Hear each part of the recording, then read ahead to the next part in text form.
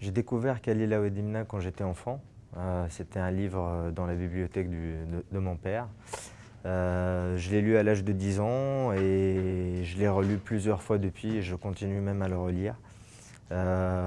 C'était une découverte majeure pour moi parce que pour la première fois,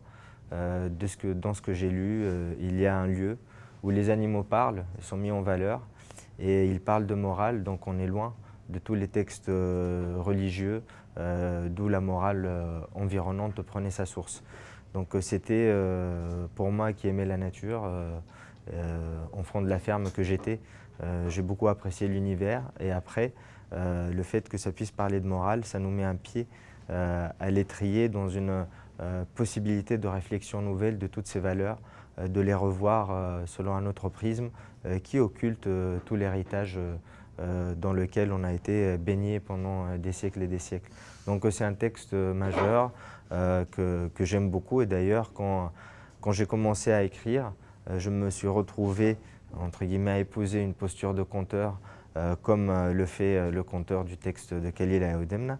et introduire également des animaux dans mon récit, de les faire interagir avec les hommes pour qu'ils puissent aussi en tirer une morale et une inspiration. Donc au final, voilà le texte, j'ai dû sous-estimer l'apport de ce texte dans ma construction en tant qu'écrivain, mais en effet, avec le recul, je me rends compte que c'était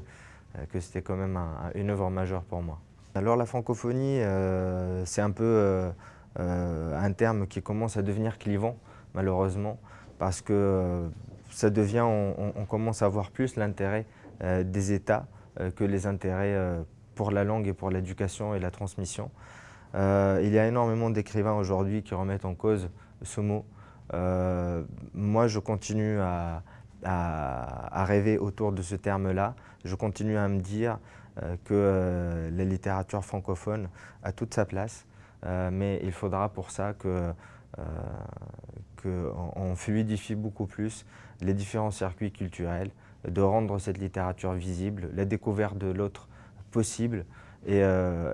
redonner à la francophonie son fond, hein, au lieu de devenir aujourd'hui un outil justement de clivage et d'instrumentalisation.